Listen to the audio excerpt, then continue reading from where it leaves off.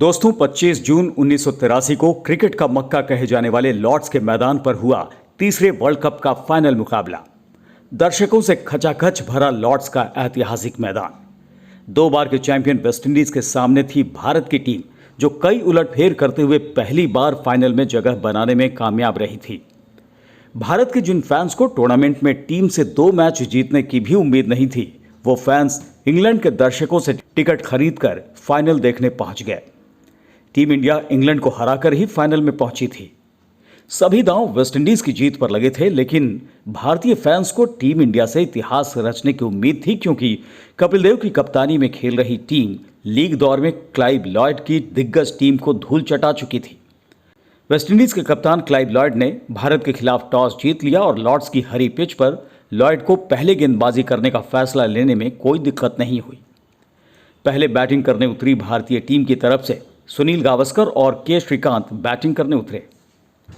सामने वेस्टइंडीज के Andy Roberts, Joel Garner, Michael holding और मैल्कम मार्शल जैसे खतरनाक तेज गेंदबाज थे, जो टूर्नामेंट में विपक्षी बल्लेबाजों को आउट करने से ज्यादा उन्हें घायल करने के लिए कुख्यात हो चुके थे।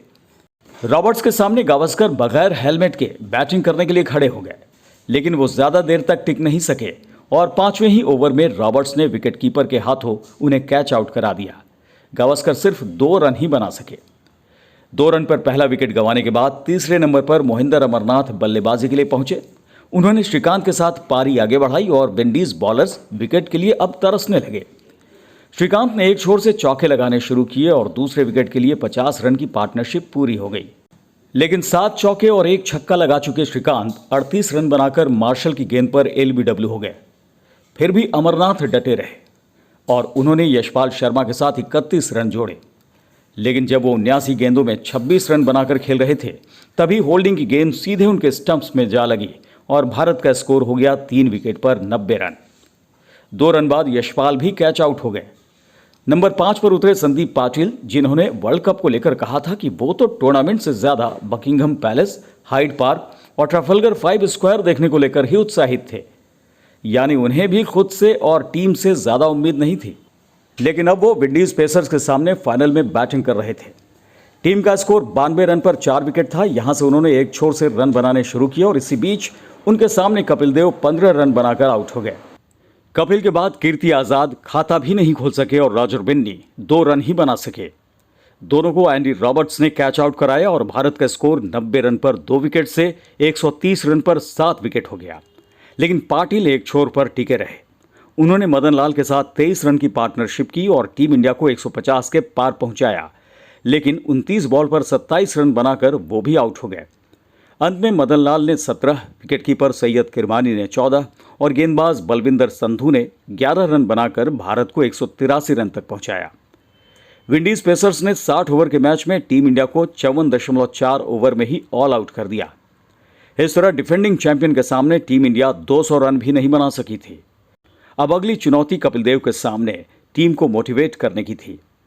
1983 से पहले टूर्नामेंट इतिहास में केवल एक बार ही 183 से कम रनों का स्कोर डिफेंड हो सका था। 1979 में इंग्लैंड ने पाकिस्तान के खिलाफ ऐसा किया था। कमेंटेटर्स और वहां मौजूद एक्सपर्ट्स ने भी कह दिया कि Vivian Richards, Clive Lloyd, Gordon Greenidge और डेसमंड हैंस जैसे बल्लेबाजों के सामने 183 रन बहुत कम है। लेकिन भारतीय कप्तान कपिल देव ने अपने खिलाड़ियों को मोटिवेट करते हुए कहा कि अगर ये विनिंग टोटल नहीं है तो फाइटिंग टोटल तो जरूर है। हमारे पास खोने के लिए कुछ नहीं है, बस अपनी पूरी ताकत झोंक देनी है। हालांकि पहली पारी खत्म होने के बाद भारतीय फैंस की उम्मीदें टूटने लगी। वेस्टइंडीज से ग्रेनिज और हाइंस ओपनिंग करने उतरे। कपिल देव ने दूसरी पारी के पहले ओवर में कोई रन नहीं दिया। चौथे ओवर में बलविंदर संधू ने गुड लेंथ पर बॉल फेंकी। ग्रीनिज ने गेंद छोड़ दी, बॉल तेजी से अंदर की ओर स्विंग हुई और ऑफ स्टंप की गिल्लियां उड़ गई। तब वेस्टइंडीज के खाते में सिर्फ 5 रन ही जुड़े थे। भारतीय फैंस खुशी से झूमने लगे। लेकिन नंबर 3 पर उतरे विवियन रिचर्ड्स शानदार फॉर्म में थे। आते ही उन्होंने आक्रामक रुख अपनाया और हर तरफ चौके लगाने शुरू कर दिए। हैंस ने भी दूसरे छोर से साथ दिया और टीम का स्कोर 50 तक पहुंचा दिया। भारतीय फैंस एक बार फिर निराश हो गए और गेंदबाज भी हार तय मानने लगे। किसी को सूझ नहीं रहा था कि क्या करे। तभी रिचर्ड्स के क्रीज पर आते ही मदन लाल कपिल देव के पास पहुंच गए और उनके हाथ से गेंद छीन ली। वो रिचर्ड्स के सामने बॉलिंग करने की जिद करने लगे और उन्हें आउट करने का दावा भी करने लगे। कपिल ने उन्हें वो ओवर डालने से नहीं रोका। मैच के बाद कपिल ने कहा था, जब खिलाड़ी में इतना कॉन्फिडेंस रहे तो आप उन पर आंखें बंद करके भरोसा कर लेते हैं। मदन लाल ने जिद करने के बाद बॉलिंग की और हाइंस को कैच आउट करा दिया, लेकिन रिचर्ड्स अब भी क्रीज पर थे। वो 27 गेंदों पर ही 33 रन बना चुके थे और उनका साथ देने खुद कप्तान क्लाइव लॉयड पहुंच गए। मदन लाल ने गेंदबाजी जारी रखी। रिचर्ड्स भी उनकी गेंदों पर लगातार आक्रमण कर रहे थे। मदन लाल की गेंद पर रिचर्ड्स ने हवा में शॉट खेला और 2 रन लेने के लिए दौड़ पड़े। शॉर्ट मिड विकेट पर खड़े Kapil Dev square leg boundary की ओर दौड़े और उन्होंने करीब 15 यार्ड का एरिया कवर करते हुए कैच पकड़ दिया। कपिल के इस कैच ने रिचर्ड्स को पेविलियन भेज दिया और विंडीज का स्कोर 57 रन पर 3 विकेट हो गया। रिचर्ड्स के आउट होते ही कपिल ने अपने खिलाड़ियों को फिर इकट्ठा किया। उनके सामने कपिल के मुंह से निकला, चलो इन्हें ऑल आउट करते हैं।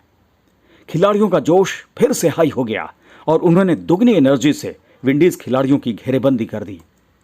एक समय 1 विकेट पर 50 रन के स्कोर पर खेल रही वेस्टइंडीज टीम का स्कोर 76 रन पर 6 विकेट हो गया। कप्तान लॉयड 8, लैरी गोम्स 5 और फॉर्ड बच्चू 60 रन बनाकर आउट हो गए। मदन लाल ने हैंस रिचर्ड्स के बाद गोम्स का विकेट लिया और वहीं रॉजर बिन्नी ने कप्तान को कैच आउट कराया। 6 विकेट गंवाने के बाद विंडीज के विकेटकीपर जेफ डुजॉन ने गेंदबाज मार्शल के साथ पारी संभाली। दोनों टीम का स्कोर 100 के पार ले गए और 43 रन की पार्टनरशिप कर ली। गेंदबाज कंफ्यूज थे कि विकेट आखिर कैसे मिलेगा। तभी मोहिंदर अमरनाथ बॉलिंग करने आए। उन्होंने पहले डुजॉन को बॉल किया और फिर मार्शल को भी कैच आउट करा दिया। कपिल देव ने एंडी रॉबर्ट्स को अगले ही ओवर में एलबीडब्ल्यू कर दिया और 6 विकेट पर 119 रन से विंडीज का स्कोर हो गया 9 विकेट पर 126 रन। विंडीज को अब भी 58 रन की जरूरत थी और उनका एक ही विकेट बाकी था। भारतीय खिलाड़ी और फैंस को जीत की खुशबू आने लगी थी, लेकिन आखिरी विकेट के लिए जोएल गार्नर और माइकल होल्डिंग टिक गए। गार्नर 19 और होल्डिंग 24 गेंदें खेल चुके थे। ऐसे में मोहिंदर अमरनाथ ने फिर गेंद थामी और गुड लेंथ पर बॉल फेंकी। होल्डिंग ने बैट घुमाया, लेकिन बॉल उनके पैर पर लगी। भारत ने एलबीडब्ल्यू की अपील की और अंपायर ने आउट का सिग्नल दे दिया। विकेट गिरते ही अमरनाथ स्टंप्स उखाड़ने के लिए दौड़ पड़े, लेकिन स्टंप नहीं निकला। साथ ही खिलाड़ियों ने स्टंप्स उखाड़े और इतने में मैच देख रहे दर्शक मैदान में घुस पड़े। भारतीय खिलाड़ियों ने पेविलियन की ओर दौड़ लगा दी। भारतीय कप्तान कपिल देव को वर्ल्ड कप की ट्रॉफी सौंपी गई। इंग्लैंड के खिलाफ सेमीफाइनल में प्लेयर ऑफ द मैच रहे मोहिंदर अमरनाथ फाइनल में भी प्लेयर ऑफ द मैच बने। वो तब किसी भी वर्ल्ड कप में ऐसा करने वाले पहले ही खिलाड़ी बने। उनके बाद भी अब तक 2 ही खिलाड़ी ऐसा कर सके हैं। वेस्टइंडीज के कप्तान क्लाइव लॉयड ने मैच के बाद कहा कि टीम इंडिया ने इस फाइनल में खुद को स्थापित कर दिया। ये जीत भारत में युवा खिलाड़ियों को इंस्पायर करेगी और टीम भविष्य में भी अच्छा क्रिकेट खेलेगी। लॉयड की बात बिल्कुल सही साबित हुई। आज टीम इंडिया की वर्ल्ड क्रिकेट में तूती बोलती है।